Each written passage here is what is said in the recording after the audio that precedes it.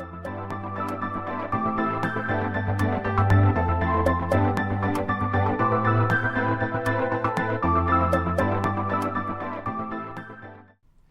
hello everyone. I'm very happy to be back, sitting on the same bed that I was sitting on when I recorded the last episode. I'm back in Rome. So much has happened between then and now. And to be honest, I don't remember some of the things that I said in the last episode, simply because I think it was like closing on 1 a.m, and I was just bursting with all of these thoughts and feelings and, all of it. But what I can tell you about, everything that has happened, not only since the last time I recorded an episode, but even from the beginning of this trip, is that there's something following me around. And I don't mean that in like a stalker kind of way, but there's an energy to this trip that is really, really life-changing. I feel like this is one of the most, if not the most, transformative trip I've ever had. It's fascinating, really fascinating. I set out to do this trip on my own, and kind of inadvertently signed up to travel from like the top of the country almost to the bottom of the country, and to somehow continue to meet back in the middle here in Rome. But it just feels like there's this weird sense of connection, of kismet. I don't know what to call it, but I mean, so many things have happened that are just so crazy, really, like in the best way possible. And I interpret it all as being deeply spiritual. I feel like I'm on my own personal odyssey for this trip. As I told you in the last episode, I got to Rome and, on no sleep, and took the train up to Turin and, saw my friends and came to Rome, had 2 nights in Rome that were just incredible, just finding myself by myself, reflecting on all of it, all of the emotions and the feelings and the sensations associated to traveling on my own. And listen, the truth is that I started really traveling in 1996, and at that time I went to go visit my friend in England, in London. And truth be told, I was petrified. I was petrified to go on this trip. I was petrified to go on an overseas flight. I think that I was not properly prepared to sort of operate in the world. And there's a whole backstory to that, that has to do with upbringing and all of that. But I mean, basically, for the purposes of this podcast episode, it really is about recognizing the journey that I've been on for, going on 30 years, where back then I was properly petrified to travel, like manifesting as like upset stomach and just like anxiety. And then for me to do this trip here on my own, and obviously it's been 30 years and I've done a lot of traveling, but nonetheless, to travel by yourself is a very exposing and vulnerable thing to do. And throughout this entire trip, I've just been sort of mindfully observing whatever comes up in terms of an emotion or a thought when I'm doing something new. And I really have set up to do so many new things and to do them on my own. To land in Rome and, take that train into the train station, in the central train station, Termini, and then to take the train up to Turin, and I think I said it, but it was like the milk run, like going to Bologna, going to Florence, or stopping in Bologna, stopping in Florence, stopping in Milan twice. I had no idea. I just got the ticket. I really didn't know. And this whole process has been a process of just meeting whatever presents. I say yes and then see where the journey takes me. And the journey has brought me to geographical locations that I wasn't expecting, in some cases that were at least initially a little bit dodgy. And I've learned that they weren't. really. They just appeared to be.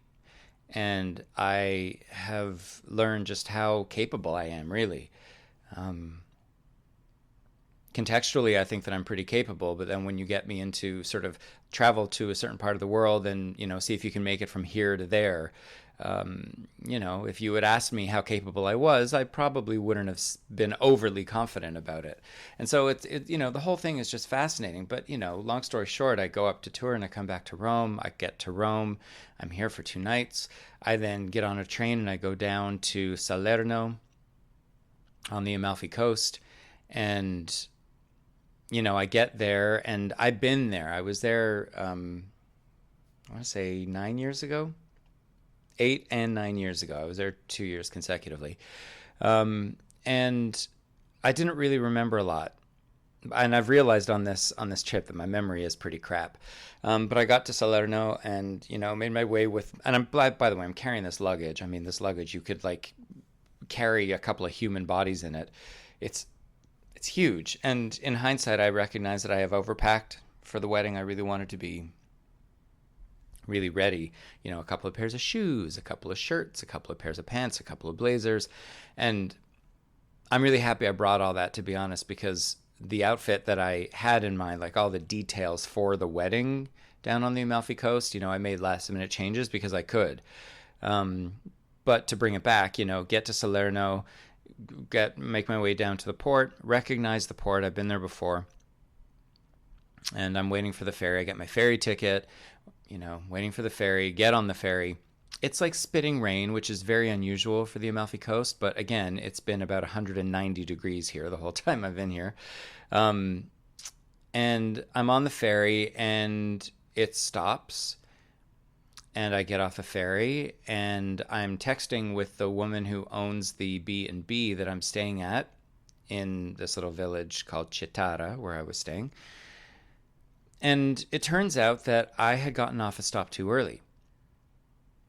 Now, ordinarily, that wouldn't have been a thing, right? I could have just waited, except it was about 10 to 5 p.m.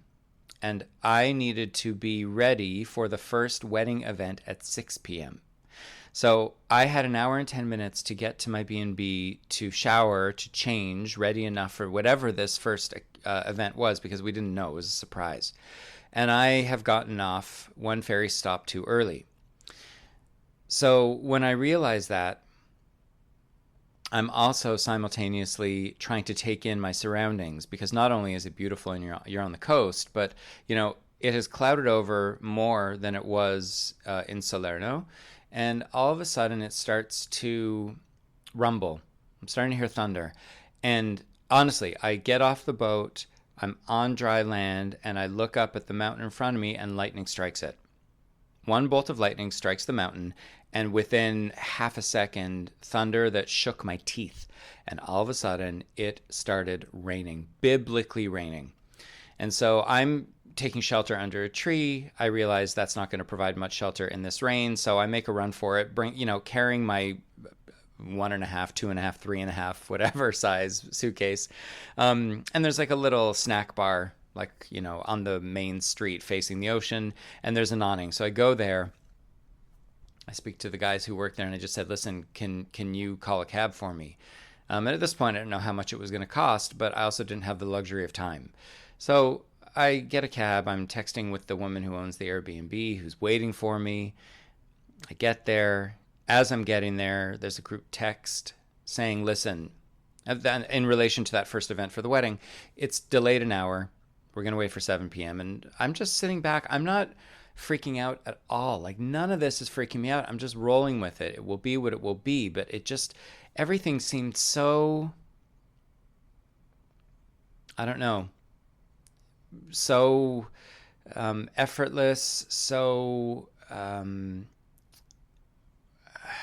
I can't even, the word is eluding me, but I think it has less to do with what everything was and more to do with what I was. And what I was just leaning back and going, okay, look, this whole trip is about seeing what happens and meeting what happens. And so let's just do that. And it was just a reminder that life has a very, very funny way of working itself out, really. And I do believe that life is working for us if we can accept that, welcome it, and not get so stuck to the plans that we may have and the outcomes we may have. You know, the version of me in 1996, if that had been the same version who landed in Vietri, the little village, you know, that I got off the ferry at early, if it was that version of me, I would have been freaking out, anxiety ridden and whatever. And I was aware that wasn't me. And I was aware that I have come a long way. There's been a lot of progress. And so I'm just, you know, rolling with it. Long story short, the cab brings me to where I need to be. I meet the woman who owns the Airbnb, or not the Airbnb, but the B&B. She's lovely, and she brings me to my room, and I'm staying in this tiny little room with like a bathroom that's just out, like outside of my room, but just outside. Like, I open my door and there's the door to the bathroom. It's just so charming, so lovely. And, you know, shower, change, got to where I needed to be for 7 p.m. There was a surprise boat ride in front of Amalfi. Absolutely stunning. Saw people who I have worked with before in like webinar contexts, and just sat and started to, you know, nest with all of these people. Lovely, lovely group of people, talking, exchanging our lives, laughing. It was just really, really unbelievable. And I did have to keep sort of reminding myself to look around as I'm on this boat floating on the Amalfi coast in front of Amalfi. I had these moments where I just needed to like turn around and look and remind myself, this is where you are. Like, bring the mind back to where the body is. It is such a practice. It will be a practice until the day this body goes, really. And it should be a practice for all of us, because ultimately you are where your mind is. So, you know, you could be anywhere in the world, but if your mind is stuck in your anxieties or stuck in your sort of goings on back at home, you know, you're not there. Body might be, but the mind is not. So I kept having to bring my mind back to where my body was and really, really connect and soak it up.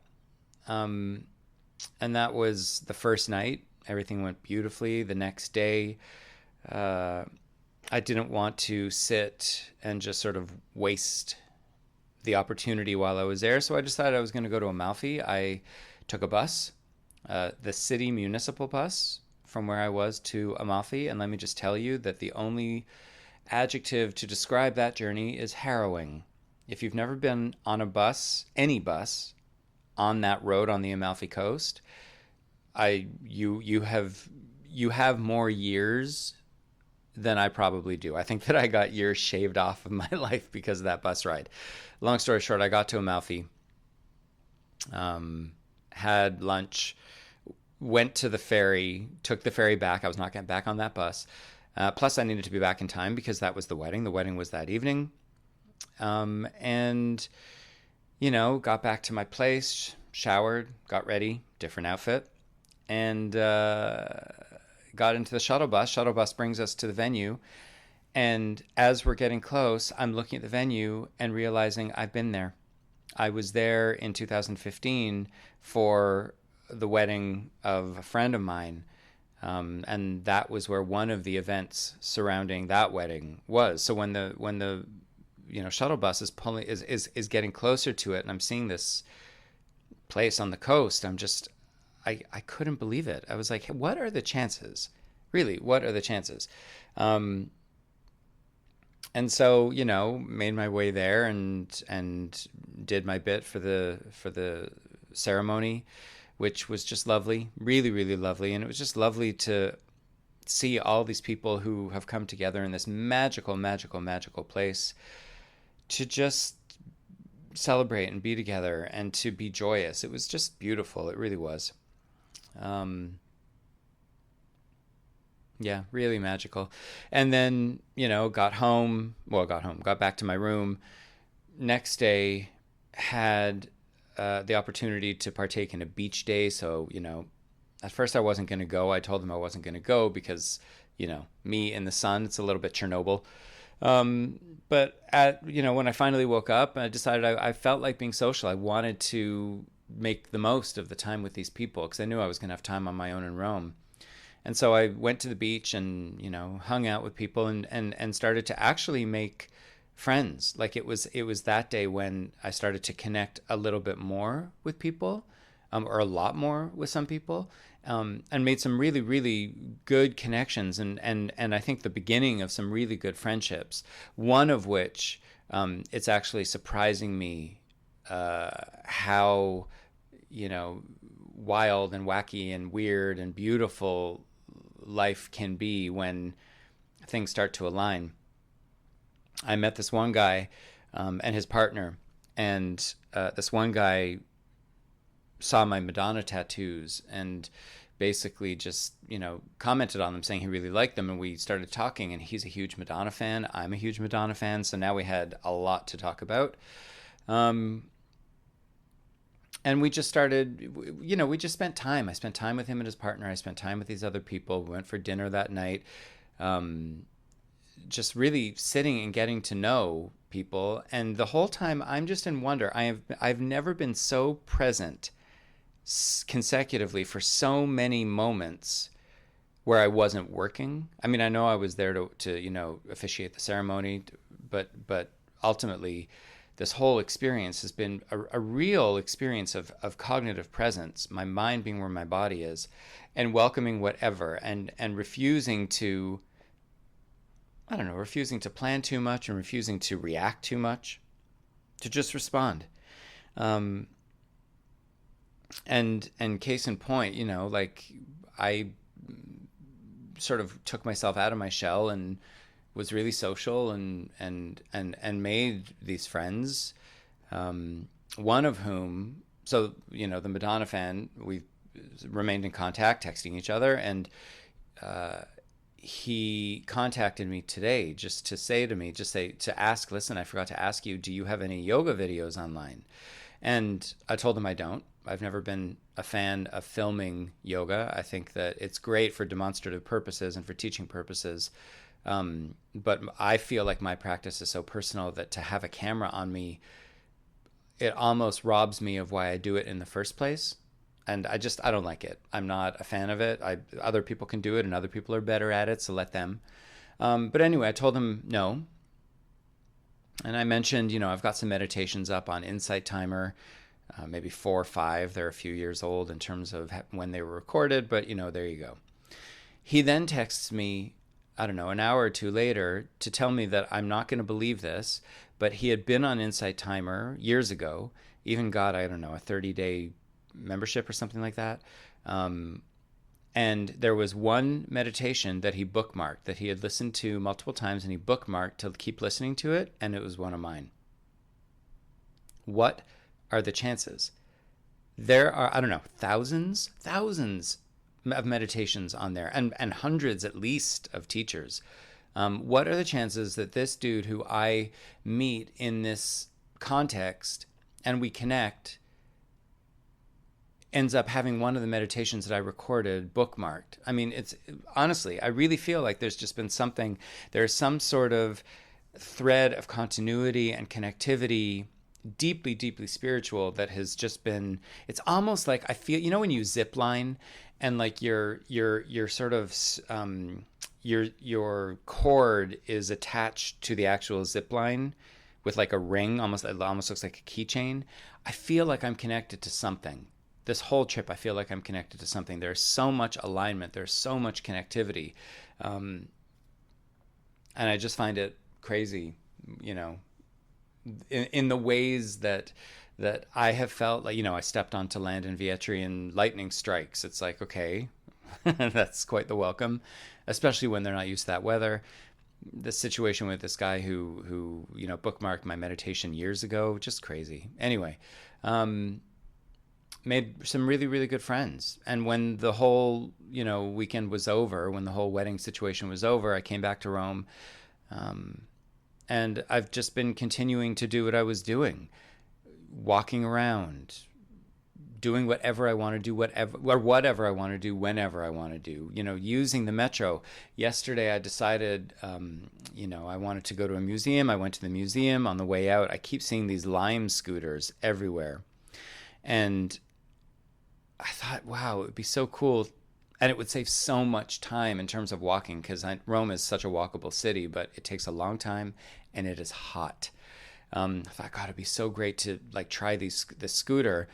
And so I downloaded the app and figured out how to use it. And like within like 3 minutes, I'm on this scooter scooting down the streets of Rome. I'm having all of these firsts. And in all of these firsts, I am discovering all of these things about me, all of these things about what's possible.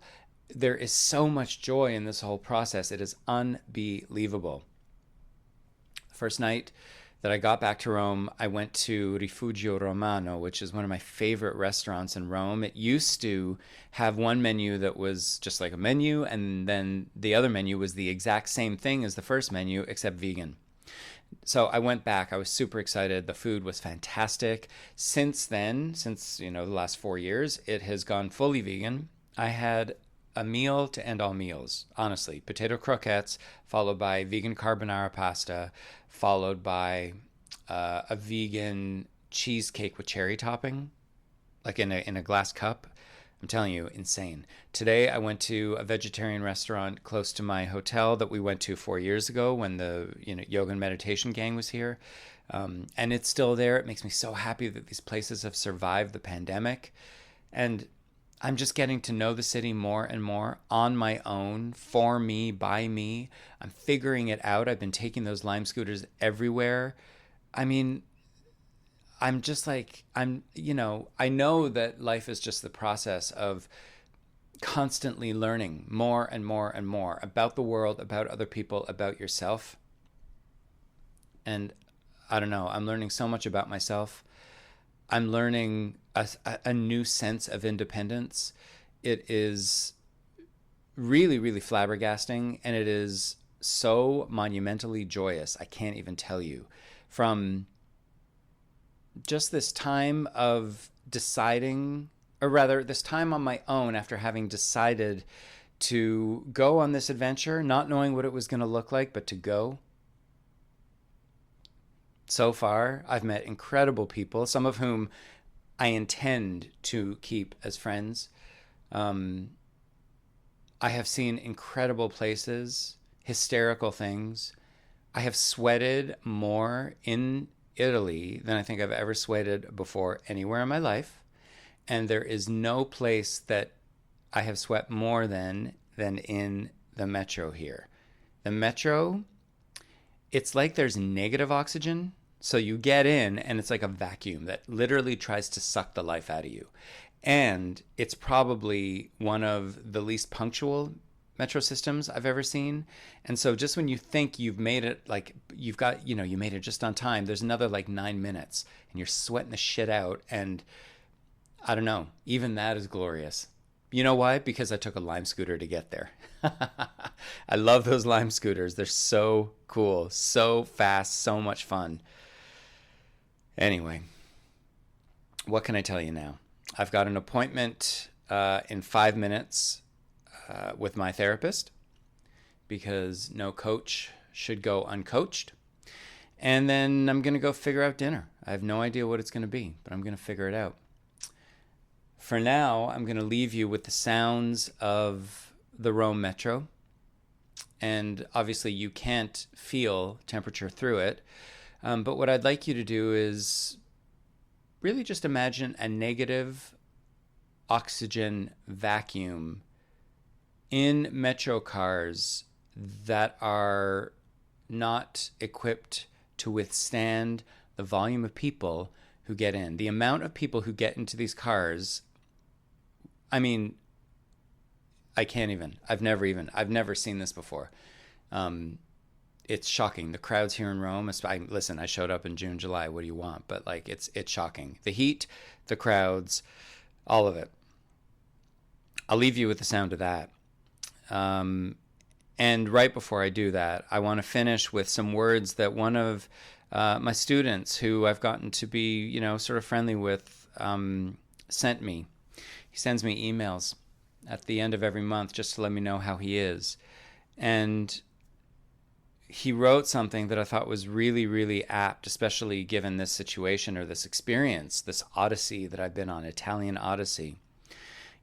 I signed myself up to do all these things that turned out to be relatively complicated in terms of punctuality and organization, and just sheer travel, just sheer distance, geographical distance. And one of the things that he wrote when he sent the email, he wrote, "It's crazy how we overcomplicate things when it's supposed to be the things that feel easy and enlightening.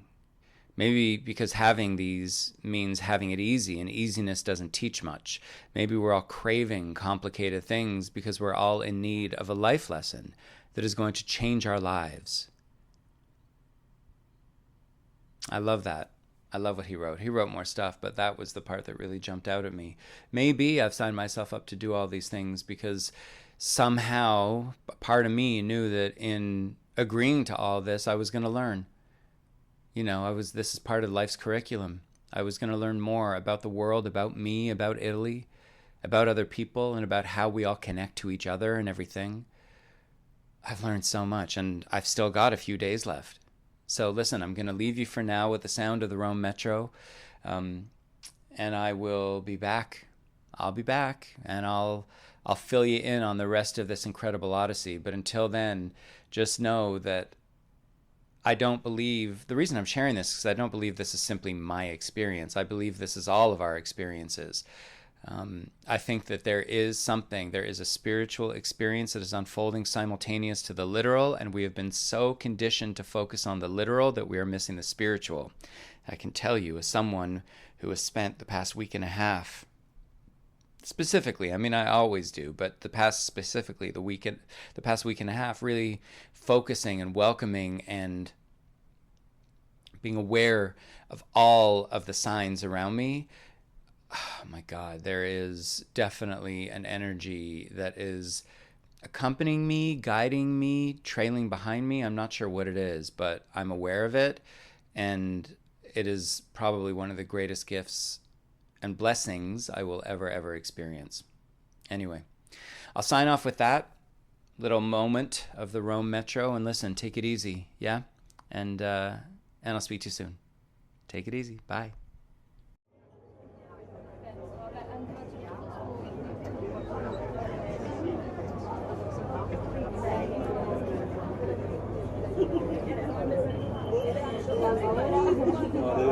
Colosseo, treno per Laurentina. Colosseo, Chengdu, Laurentina.